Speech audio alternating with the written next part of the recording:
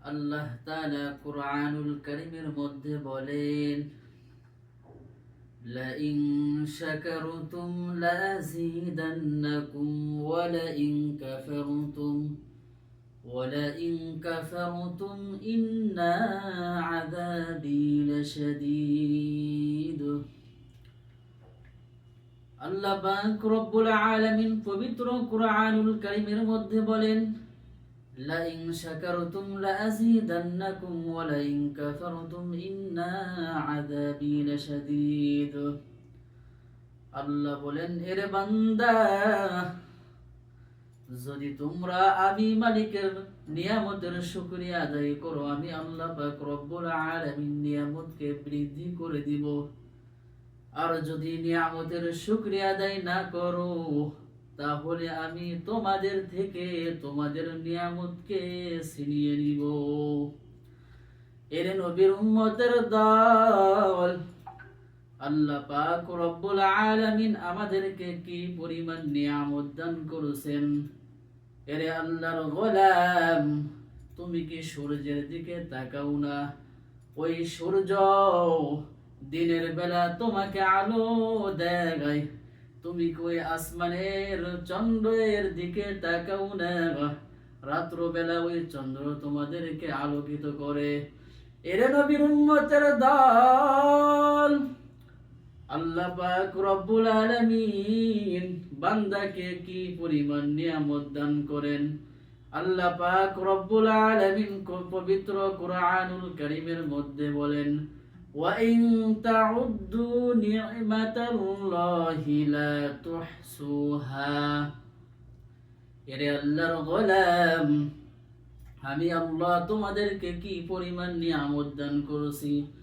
বান্দা যদি কিয়ামত পর্যন্ত নিয়ামতের শুকরিয়া আদায় করো, তাহলে এই নিয়ামতের শুকরিয়া আদায় করে শেষ করতে পারবা না। কদের কুদরতু দারি বরকামাল আনতা রব্বি আনতা হাসবি জুলজালাল তুহি কাদির জলিলুন লা জাহাদার বহর হালে তুই মেরা নিগাহদার। এর নবীর উম্মতের দল, তুমি কি তোমার নিজের শরীরের দিকে তাকাও না? আল্লাহ বলেন যে, গোলাম, আমি আল্লাহ তোমাকে দুইটা পা দান করেছি। এরে গোলাম, শুধু তাই নয়, আমি আল্লাহ তোমাকে দুইটা হাত দিয়েছি। রে বান্দা, তোমার দুইটা চক্ষু দান করেছি। আল্লাহ বলেন, এই চক্ষুর কত দাম, যেই বান্দার চক্ষু নাই সে বোঝে। কত মানুষ ঢাকার শহরে কোটি কোটি টাকার মালিক, কিন্তু সন্তান দুনিয়ার বুকে আসছে, অথচ ওই সন্তান দুনিয়াতে আসার পর ওই সন্তানের পা নাই, মায়ের পেট থেকে পা না নিয়ে আসছে, অথচ তার বাবার লক্ষ লক্ষ টাকা, ওই টাকা ওই সন্তানের পা দিতে পারে নাই। এরে আল্লাহর গোলাম, ও যুবক, তোর পা ধরে বলি, আল্লাহর নিয়ামত ভোগ করে কেন আল্লাহর সঙ্গে নাফরমানি করো?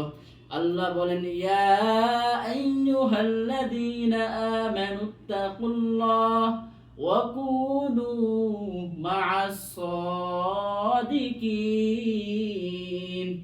আল্লাহ বলেন, রে গোলাম, নিয়ামতের শুকরিয়া যদি আদায় করতে চাও, তাহলে তোমার ওই নিয়ামত আদায়কারীদের কাছে যেতে হবে।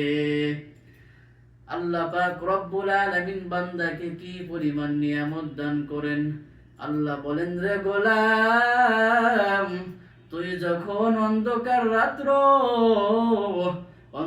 রাত্র পার করো, ঘরের মধ্যে একা একা গুনাহের কাজ করো, বান্দা তোর নিঃশ্বাস নিতে কষ্ট হয়, এজন্য আমি আল্লাহ দরজার নিচ দিয়ে রহমতের বাতাস চালু করে দিই।